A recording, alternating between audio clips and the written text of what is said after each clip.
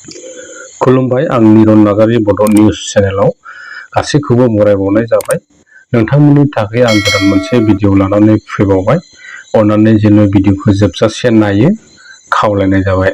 आरो चेनेलाव गोदानब्ला अन्नानै चेनेलखौ साबस्क्राइब खालामना हो आरो नोंथांनि लोगोफोरनोबो शेयार खालामना हो, जेन' नोंथांमोननि हेफाजाब मोननानै आं सानफ्रोमबो भिडिअ लाबोनो हानाय बादि। दानिया फैदो दिनैनि मोननैसो खौराङाव।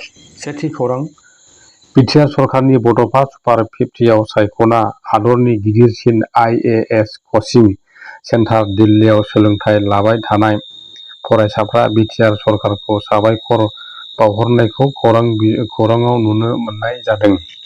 मिथिनाय बादिब्ला बै बड'फा सुपार 50आव सायख'जानाय फरायसा बा कचिं लाग्राफ्रा आबादारिनि न'खरनिफ्रायबो खाबु मोनदों होनना मिथिनाय जादों।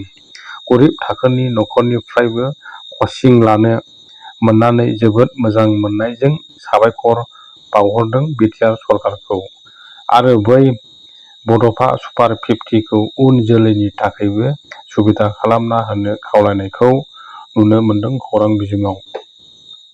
नैथि खौरां, गुबुन गुबुन समफोराव गाव हारसिङैनो सुइसाइड जाना थैनाया जाफ्लेबाय थानाय बादिनो फिन आरोबाव गुबुन जायगायाव खामानि मावनो थाहैनाय बर' फिसानि खास्रि बिस्रियै भारा न'नि खिखरसालिनिफ्राय गोदोनायाव दौलें लागायना थैनाय थासारिनिफ्राय बोखांनो हानायखौ मैयानि ससियेल मिडियाफ्राव नुनो मोननाय जादों।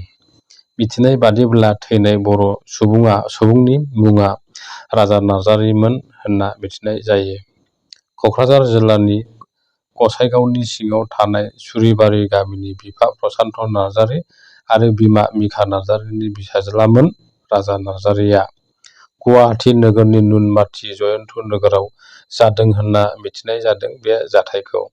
मिथिनाय बादिब्ला राजा नार्जारिया बामुनि मैदानाव थानाय DS ग्रुपआव खामानि मावोमोन होनना मिथिनाय जादों आरो DS ग्रुपआव खामानि मावग्रा लोगोफोरजों गंसे भारा न'आवनो थायोमोन राजा नार्जारिया।